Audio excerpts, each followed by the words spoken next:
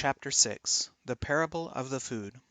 Barabbas goes north to Galilee and then to Capernaum. Part 1 The Feeding of 5,000. Now let's reveal the healings. First, your son is healed, now go. The next, pick up your mat and walk. The count, 2 healings, so. With 2 people he'd healed who wouldn't want to come and see. North and south, and north and south, then north to Galilee. Jabar and his men had climbed a mountain towards the heavens. The Jews were right there planning for the feast of bread unleavened. As Barker at a carnival, Jabar shouts to the crowd, "Where shall we buy bread that these might eat?" crying out loud. But Philip knew this was a trick, and he's meant to conspire. Denarii count 200, not enough for bread acquired. Andrew finds a boy who has plenty of food to eat. Presumes it's theirs to share it or to take by force or cheat. Jabar gave thanks for Andrew's gain and started passing out, in portions large or small, depending on their whim or clout. So when the feast was over, it was time to burn the bread.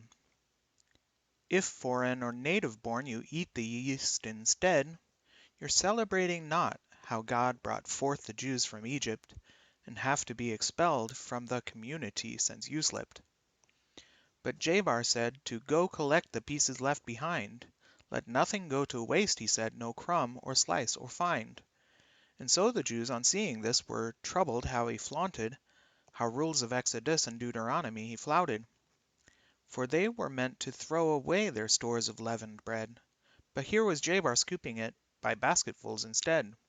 So they began to ask, "Is this the prophet that's to come? The one who says our practices on yeast and bread are dumb? We've a rule for prophets preaching what's not come from God. Show no pity, stone to death, and burn the town therefrom." Jabar, seeing there was a plot to make him king by force, fled into the mountain, left his men behind, of course. His men with leavened bread in hand departed in the night, and rode from there to Capernaum, in wind 4 miles in flight.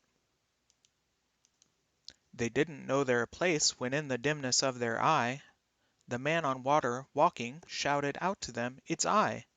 They offered take him in, but he said, "Why, that would be dumb. Just get yourselves out of the boat. You're docked at Capernaum." The crowd woke up and noticed Jabar and his men were gone, but they found Jabar's footprints through the mountain in the dawn. With 13 men and 1 astray in cool and windy weather, to Capernaum they followed tracks of lost sheep or a shepherd. They found him saying things on food that might give rise to qualm. When they found him teaching at temple in Capernaum, he said, "Don't pray for daily bread or work for food that spoils, but find food in the flesh, the Son of Man, and in its oils." The one-step metaphor again was hard to understand. When Jabar said, "You see, I'm food," they could not grasp his plan.